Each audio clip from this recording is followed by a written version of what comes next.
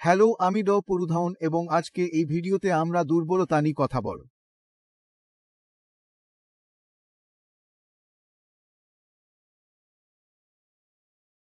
কারণ কিডনি বিফলতা রোগীদের জন্য খুব বড় সমস্যা হয়। যদি আপনার কিডনি খারাপ হতে শুরু করে তবে প্রথম লক্ষণটি দুর্বলতা। দুর্বলতা আপনার শরীরে অনুভব থাকে এবং আপনার দুর্বলতা বাড়লে আপনার দৃষ্টিশক্তি কমে যায়। প্রত্যেক কিডনি ফেইলিউর রোগীর দুর্বলতা আমাদের খুব ভালোভাবে কন্ট্রোল করতে হবে। হয় জানা হয় রোগীর শরীরে দুর্বলতা থাকে না। কিডনি বিফলতা রোগীদের দুর্বলতার পেছনে একাধিক কারণ রয়েছে। হতে পারে রক্তের অভাব, কারণ শরীরে ইলেকট্রোপ্রোটিন না থাকায়। কারণ হল কিডনি ক্ষয়শীল হয়েছে। যদি শরীরে রক্তের অভাব হয় তবে নিশ্চিতভাবে দুর্বলতা থাকবে। দ্বিতীয়তা, যদি রোগী তার খাবার সঠিকভাবে না খেয়ে থাকে, তিনি ওজন হারাচ্ছেন, সেদ্ধ সবজি এবং বাজরা খাচ্ছেন, তারপর শরীরে অত্যাধিক দুর্বলতা উৎপন্ন হয়। এখন দুর্বলতা আসছে এবং ওজন কমছে, এ কারণে রোগীর অবস্থা উন্নয়ন করা যাচ্ছে না। রোগীর অবস্থা খারাপ হচ্ছে, কিন্তু অবধ হচ্ছে। আসুন সেটা বুঝে নিই। আপনি যদি শরীরে কম খাবার খেয়ে থাকেন বা আপনি খেয়েছেন খাবারে যথার্থ পরিমাণ শক্তি দিতে পারছেন না, তাহলে কি হচ্ছে? তাহলে আপনার ইউরিক অ্যাসিড প্রোটিন প্রতিদিন বের হচ্ছে, আপনি এটা সম্পূর্ণ করছেন না। তাই আমরা দেখছি যে রোগীর দেহে প্রোটিনের মোট পরিমাণ কমে যাচ্ছে।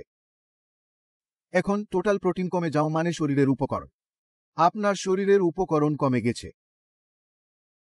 যদি আপনার শরীরে কোনো উপাদান না থাকে তাহলে আপনি ঠিকমতো খাবার তৈরি করতে পারবেন না। যদি কাঁচামাল কম হয় তবে আপনার শরীরের কাজকর্ম কমে যায়, রক্তের গঠনের মতো এনজাইম। তাহলে রোগীর সমস্যা কি?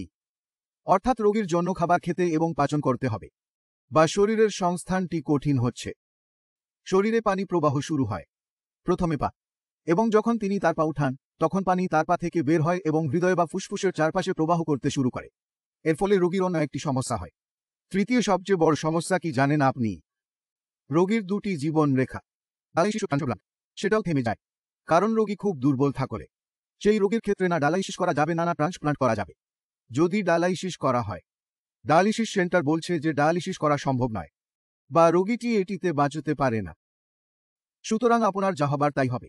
আপনার শরীরে কিডনি খারাপ হলে মাত্র বাকি শরীর ভালো আছে, সবঙ্গ ভালো আছে। তাই সবকিছু সঠিক রাখা খুব গুরুত্বপূর্ণ। যখন আপনি প্রচুর খাবেন শরীরে দুর্বলতা হবে। সেই দুর্বলতা কেবল কিডনির নয়, সারা শরীর আসছে, সবঙ্গ আসছে এবং সমস্ত অঙ্গ একে একে দুর্বল হয়ে যায়। আমরা যেটি মাল্টি সিস্টেম ফেইলার বলে থাকি, যেখান থেকে রোগীকে সরানো অসম্ভব হয়ে যায়। যদিও কিডনি পুরোপুরি ক্ষতিগ্রস্ত হয় তবে তোমার এখনো দুটো লাইফ লাইন আছে, তাদের কখনো থামতে দেবেন না। ঠিকমতো খাওয়া দাওয়া করলে শরীরে কোন দুর্বলতা থাকবে না, শরীর কখনোই ওজন কমাবে না ও জীবন সম্পন্ন হতে গুরুত্বপূর্ণ। এখন যখন আমরা একজন রোগীকে বলি যে খাবার কম খেতে হবে, সেদ্ধ খাবার অথবা বাজরা খেতে হবে, রোগী মনে করে আমি ভালো হয়ে যাব। কিন্তু শরীরে কি ঘটছে আমরাও সেটা বোঝার চেষ্টা করি। যখন আমি খাবারে ঘি বা তিন্দা খাওয়া শুরু করলাম, সেদ্ধ খাবার খাওয়া শুরু করলাম, আমি শুরু করেছিলাম, তাই যা দেখি 7 দিন ধরে খাবার খাই, কিন্তু পরের দিন 1 মাস 2 মাস। তাই আমি এই সবজিগুলিতে খুব সন্তুষ্ট হতে শুরু করি। খাবার দেখলেই আমার বমি করতে হয়, আর খাবার খেতে পারছি না। খাবার গ্রহণের পরিমাণ কমতে শুরু করলে যেমন হয়, তখন আমাদের ওজন কমতে শুরু করে। এখন যখন আমাদের ওজন কমছে, কারণ আমাদের মাংসপেশিতে ক্রিটিনিন উৎপন্ন হয়, তাই যখন আমাদের মাংসপেশি কমতে থাকে, কারণ খাবার না খাও, শুরুতে ক্রিটিনিন শুরুতেই আপনার ক্রিটিনিন কমতে শুরু করে। ধরুন আপনার ক্রিটিনিন ছিল 7, নেমে আসবে 5-এ, এবং আপনার 10 কেজি ওজন কমবে। কারণ 5 কেজি ওজন কমাতে শুরুতেই ক্রিটিনিন 1 পয়েন্ট কমবে, তাই 5 কেজি ওজন কমেছে। 10 কেজি ওজন কমেছে, 2 পয়েন্ট নেমে এসেছে 7টা থেকে 5টা পর্যন্ত। তবে শরীরে দুর্বলতা উৎপন্ন হয় প্রস্রাব করার জন্য। প্রস্রাবে যেতে শক্তি আপনার শরীরে নেই, উঠে বসে নিঃশ্বাস নিতে এটা খুব কঠিন হয়ে যায়, কথা বলতেও কষ্ট হয়। তাই এখন এমন শরীরে দুর্বলতা হচ্ছে।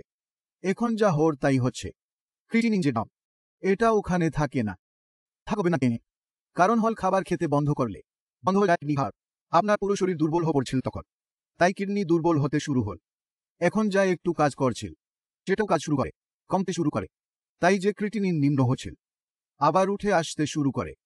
এখন আর 7টায় থামবে না, এখন এটা 9 বা 10 বা 11-এ থামবে না। এখন সমস্যা কি হবে? আমরা ডায়ালাইসিসের পথ বন্ধ করে দিচ্ছি, কারণ আমরা খাবার খেতাম না, দুর্বলতা এসেছে শরীরে, তাই আমাদের লাইফ লাইন বন্ধ। তাই রোগীর কমজোর অবস্থা হচ্ছে এবং ডাক্তারের জন্য সমস্যা বাড়ছে। খাবার খাওয়ার উপর যতটুকু প্রয়োজন ততটুকু করুন, কিন্তু কেন আপনি এটা করছেন?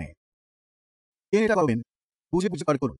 খাওয়া দাওয়া গুড় বন্ধ করতে হবে, ডাবের পানি বন্ধ করতে হবে, কলা খাওয়া বন্ধ করতে হবে, অ্যাভোকাডো বন্ধ করতে হবে। সব খাঁটা জিনিস বন্ধ করতে হবে। পেটের পরিমাণ কমানো দরকার, এটা বোধগম্য। কিন্তু আপনি যদি খাবার খাওয়া বন্ধ করে দেন, তাহলে রোগীর বাঁচার কোন সম্ভাবনা নেই। রোগীর সমস্যা আরও বাড়ছে, রোগীর মৃত্যু ঘটে। তাই খাবার খান, ঠিকমতো খাওয়া দাওয়া করুন, শরীর ভালো রাখতে খান। শরীরে কোনো দুর্বলতা নেই, প্রতিদিন এত খাবার খেতে হবে। আমি আশা করি আপনি এই ভিডিও থেকে দুর্বলতা সম্পর্কে ধারণা পেয়েছেন। বেশিরভাগ রোগীরা ভুল করে, এখন আর ভুল করবেন না। আপনি আপনার শরীর সম্পর্কে বুঝতে চেষ্টা করুন, আপনি আপনার শরীরটি বুঝতে চেষ্টা করবেন এবং তারপরে আপনি একটি ভালো সিদ্ধান্ত নেবেন। আপনি চাইলে খাবার খেতে পারেন না করে। এই সঙ্গে আমি আপনার সাথে এগিয়ে যেতে চাই। দেখা হবে পরের ভিডিওতে। বিদায়।